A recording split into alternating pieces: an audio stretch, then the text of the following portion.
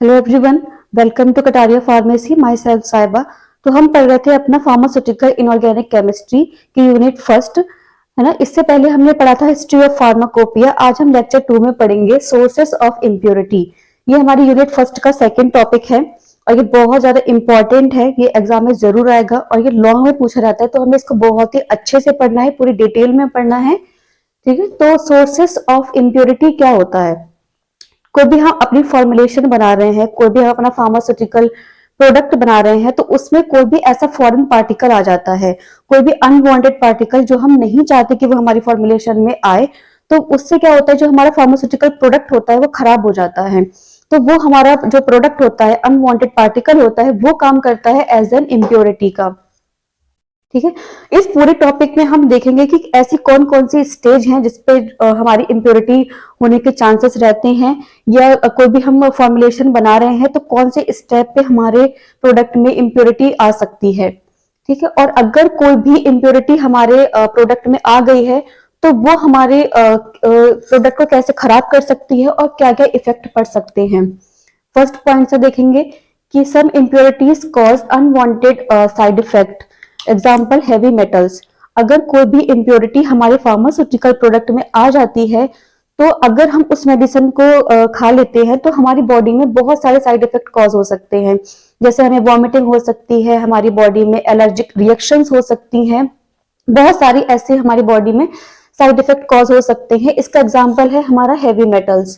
ठीक है, दूसरा पॉइंट है हमारा कि some impurities reduce the active strength, potency और ऑफ द ड्रग सब्सटेंसेस। इसका क्या मतलब है कि अगर हमारे प्रोडक्ट में इम्प्योरिटी प्रेजेंट है तो वो क्या करेगी, हमारा जो ड्रग है उसके पोटेंसी यानी कि उसके इफेक्ट को, स्ट्रेंथ यानी कि उसके इफेक्ट को कम कर देगी।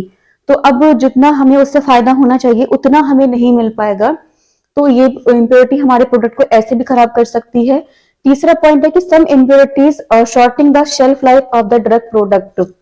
अगर कोई इम्प्योरिटी हमारे प्रोडक्ट में प्रेजेंट है तो वो जो हमारे प्रोडक्ट की शेल्फ लाइफ होती है उसको कम कर देती है, यानी हमारा जो प्रोडक्ट है वो एक्सपायरी डेट से पहले ही खराब हो सकता है। ठीक है, उसके बाद हमारा नेक्स्ट पॉइंट है some impurities like hygroscopic nature, oxidizable nature etcetera can change in appearance, taste, odour and stability of the drug substance.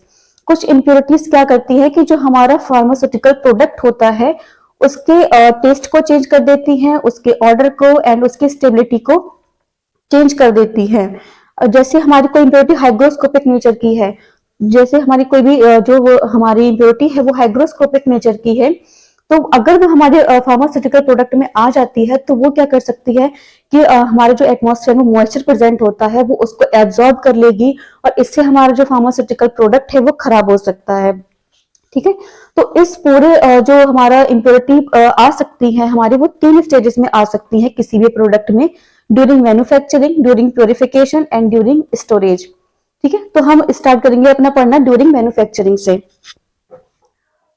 तो जब भी हम अपना कोई भी प्रोडक्ट बना रहे हैं, मैन्युफैक्चर कर रहे हैं, तो उस टाइम पे इम्प्योरिटी कैसे हमारी किसी भी प्रोडक्ट में आ सकती है। ठीक है, सबसे पहले है हमारा रॉ मटेरियल एम्प्लॉयड। इसको पढ़ने से पहले मैं आपको एक एग्जांपल बता रही हूँ। जैसे हम चाय बना रहे हैं सपोज, और जो हमने उसमें दूध डाला है तो वो पहले से ही खराब है, खट्टा है, कुछ उसका टेस्ट खराब है पहले से ही, और हमने उसमें वो ऐड कर दिया। तो अब हम कितने भी अच्छे तरीके से चाय बना लें पर वो हमारी अच्छी नहीं बनेगी, वो गंदा ही टेस्ट करेगी, है ना, और वो हमारी बॉडी के लिए भी नुकसान हो सकता है उसके। तो इसलिए हम जो भी अपना रॉ मटेरियल यूज कर रहे हैं वो अच्छा होना चाहिए, उसकी क्वालिटी अच्छी होनी चाहिए एंड वो खराब नहीं होना चाहिए। उसी तरीके से जैसे हम कोई भी फॉर्मुलेशन बना रहे हैं, तो हम किसी प्लांट का कोई पार्ट ले रहे हैं किसी भी ड्रग को बनाने के लिए, तो हम उसका एक्सट्रैक्ट कर रहे हैं, तो उसमें डस्ट के पार्टिकल प्रेजेंट है। अगर हमने उसको साफ नहीं करा और हमने ऐसा ही उसमें ऐड कर दिया, तो जो हमारा फाइनल प्रोडक्ट है वो भी इम्प्योर होगा, है ना, और वो हमारा खराब हो सकता है प्रोडक्ट। तो हमें बहुत ध्यान रखना है कि जो भी हम रॉ मटेरियल यूज कर रहे हैं वो अच्छा होना चाहिए। दूसरा है रीजेंट यूज्ड इन मैन्युफैक्चरिंग। जैसे हम रॉ मटेरियल यूज करते हैं किसी भी फॉर्मुलेशन को बनाने के लिए, उसी तरीके से बहुत सारे रीजेंट्स का भी यूज करते हैं। रीजेंट्स जैसे हमारा हो गया सल्फ्यूरिक एसिड H2SO4, ठीक है, बहुत ज्यादा हमें इसका यूज करते हैं, सल्फ्यूरिक एसिड का बहुत सारी फॉर्मुलेशन में हम इसका यूज करते हैं। तो ये हमारा क्या होना चाहिए, बिल्कुल प्योर होना चाहिए। तो जो हमारा सल्फ्यूरिक एसिड है उसमें स्मॉल अमाउंट में लेड प्रेजेंट होता है, तो हमें ये ध्यान रखना है कि जब भी हम इसका यूज करें तो हम इसको प्योर फॉर्म में यूज करें। अगर इसमें कोई भी इम्प्योरिटी है तो पहले उसको अलग करें, उसके बाद हम इसका यूज करें। ठीक है। तीसरा है हमारा सॉल्वेंट। सॉल्वेंट जैसे हम यूज करते हैं अपना वाटर हो गया, या फिर हमारे जो एल्कोहलिक सॉल्वेंट्स होते हैं, जैसे हमारा हो गया एथिल एसीटेट,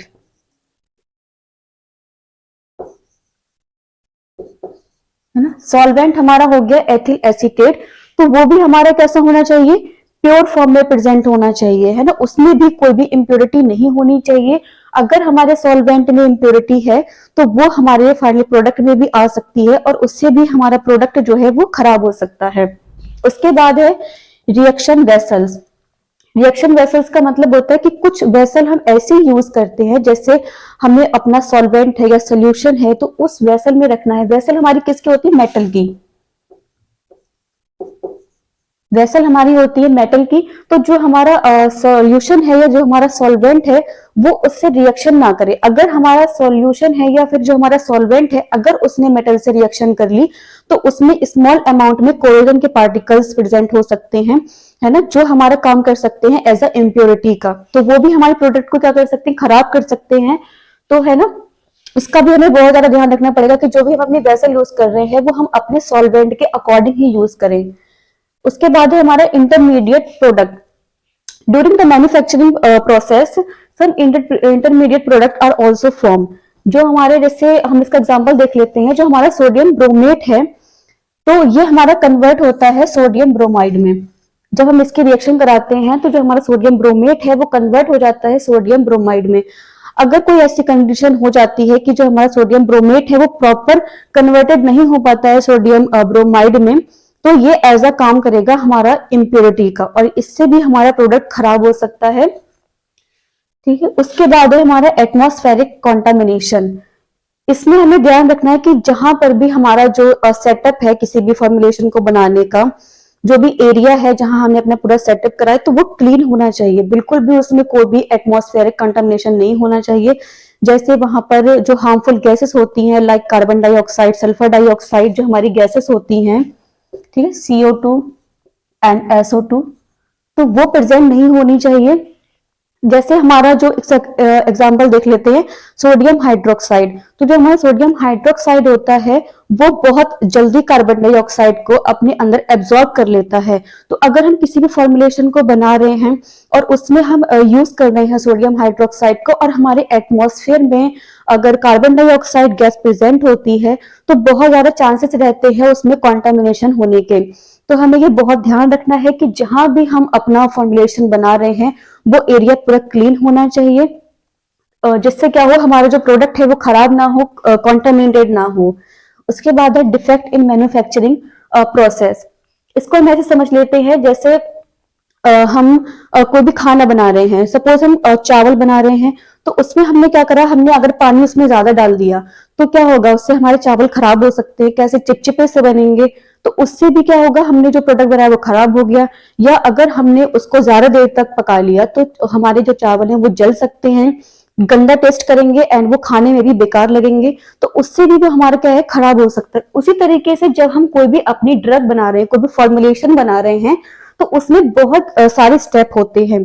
जैसे अगर हम टैबलेट बना रहे हैं तो हमने जो रॉ मटेरियल्स लिए हैं हम उसको मिक्स करेंगे। तो अगर हमारी मिक्सिंग प्रॉपर नहीं है तो क्या हो सकता है कि वो हमारे डिफेक्ट होगा। एक मैन्युफैक्चरिंग प्रोसेस में मिक्सिंग प्रॉपर नहीं हो पा रही है, या हमें किसी सोल्यूशन को हीट करना है, अगर हमने उसको प्रॉपर टेम्परेचर पे हीट नहीं करा और अगर हमने ज्यादा हीट कर लिया उसको, तो वो भी हमारे प्रोडक्ट को क्या कर सकता है, खराब कर सकता है। और उससे हमारे क्या होगा, फाइनल प्रोडक्ट में डिफेक्ट आ जाएगा, उससे भी हमारा प्रोडक्ट खराब हो सकता है, इम्प्योरिटी कॉज हो सकती है। तो ये हमारा पूरा था मैन्युफैक्चरिंग में कि जब हम किसी भी फॉर्मुलेशन को बना रहे हैं उस टाइम पे इम्प्योरिटीज के क्या क्या चांसेस हो सकते हैं। दूसरा है हमारा ड्यूरिंग प्योरिफिकेशन। अब जो हमारा प्रोडक्ट है वो बन गया, अब हम उसको प्योरीफाई करेंगे। तो इसमें पहला है हमारा reagent use to remove other impurities. कुछ रिजेंट्स ऐसे होते हैं जिनको हम यूज करते हैं रिमूव करने के लिए अदर सब्सटेंसेस को। ठीक है।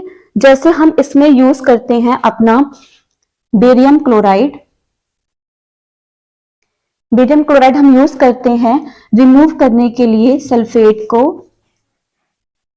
इन एल्यूमिनियम क्लोराइड। जो हमारा एल्यूमिनियम क्लोराइड होता है उसमें स्मॉल अमाउंट में हमारा सल्फेट प्रेजेंट होता है, तो हम उसको दूर करने के लिए, इस सल्फेट को हटाने के लिए हम बेरियम क्लोराइड का यूज करते हैं। ठीक है, तो ये तो हमारा हट जाएगा, लेकिन इस कंडीशन में क्या हो सकता है कि जो हमारा एल्यूमिनियम क्लोराइड है उसमें जो है वो हमारा ये बेरियम को कंटेन कर सकता है एज एन इम्प्योरिटी। तो हमें इस चीज का भी बहुत ध्यान रखना है कि जो भी हम अपना रिएजेंट यूज कर रहे हैं तो वो हमें ऐसा यूज करना चाहिए कि वो किसी भी दूसरे सब्सटेंस से रिएक्शन ना कर पाए, है ना, और जिससे हमारे जो फाइनल प्रोडक्ट है उसमें इम्प्योरिटी कॉज ना हो सके। उसके बाद सॉल्वेंट, जो भी हम सॉल्वेंट यूज कर रहे हैं किसी भी फॉर्मुलेशन को बनाने के लिए वो प्योर फॉर्म में प्रेजेंट होना चाहिए। अगर हम वाटर का यूज कर रहे हैं तो हमें मिनरल वाटर का यूज करना चाहिए। उसके बाद इक्विपमेंट यूज्ड फॉर प्योरिफिकेशन, जो भी हम अपना इक्विपमेंट यूज करते हैं किसी भी फॉर्मुलेशन को बनाने के लिए, ये सपोज हम ड्रायर्स का यूज कर रहे हैं तो वो क्या होना चाहिए, प्रॉपर क्लीन होनी चाहिए।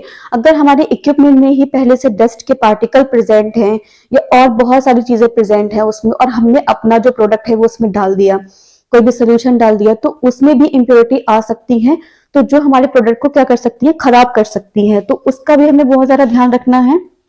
उसके बाद है ड्यूरिंग स्टोरेज एंड पैकेजिंग। हमारा प्रोडक्ट बन गया, हमने उसको प्योरीफाई भी कर लिया, अब उसकी स्टोरेज कंडीशन क्या होनी चाहिए। पहला है एरर्स इन द पैकेजिंग।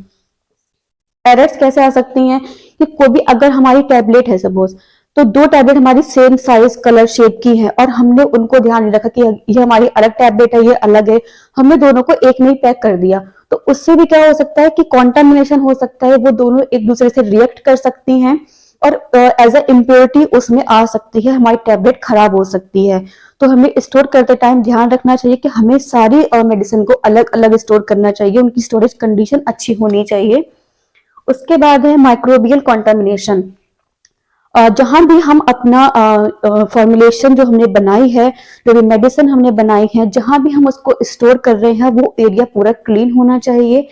वहां पर हमने जो भी अपनी फॉर्मुलेशन को रखा है, तो ऐसा नहीं है कि हमने उनको ऐसे ही रख दिया। अगर हमने उनको किसी भी चीज में पैक नहीं करा, सपोज कोई हमारी फॉर्मुलेशन ऐसी है जो एटमॉस्फेयर से मॉइस्चर को एब्जॉर्ब कर सकती है, तो हमें उनको एक क्लोज कंटेनर में रखना पड़ेगा कि जिससे अगर हम उसको खुला छोड़ देंगे तो उसमें माइक्रोबियल ग्रोथ हो सकती है, फंगल ग्रोथ हो सकती है। ठीक है, इसमें बहुत सारे हमारे माइक्रोबियल एंड फंगल ग्रोथ हो सकती है। तो हमें ये बहुत ध्यान रखना है कि जो हमारी स्टोरेज कंडीशन है वो प्रॉपर हो। जहां भी हम अपनी दवाइयों को स्टोर कर रहे हैं वो एरिया पूरा क्लीन होना चाहिए, साफ सुथरा होना चाहिए, जिससे कि हमारे जो प्रोडक्ट है उसमें कोई भी इम्प्योरिटी ना आ सके। ठीक है, तो ये पूरे टॉपिक में हमने देखा कि अगर हम कोई भी अपना फार्मास्यूटिकल प्रोडक्ट बना रहे हैं तो उसमें कैसे इम्प्योरिटी आ सकती है, कौन कौन से चांसेस हैं, कौन सी स्टेज पर इम्प्योरिटी आ सकती है। तो हमें ध्यान रखना चाहिए कि अपना फार्मास्यूटिकल प्रोडक्ट बनाने से पहले कि ये सारी प्रोसेस को करते टाइम हमें कोई भी गलती नहीं करनी है। और आपको अगर इस पूरी यूनिट के नोट्स चाहिए तो आपको टेलीग्राम चैनल पर मिल जाएंगे हमारे। ठीक है, तो आप वहां से डाउनलोड कर सकते हैं। इस पूरी यूनिट के नोट्स आप अवेलेबल हैं टेलीग्राम चैनल पर, आप वहां से डाउनलोड कर सकते हैं। नेक्स्ट लेक्चर में हम पढ़ेंगे लिमिट टेस्ट। ठीक है।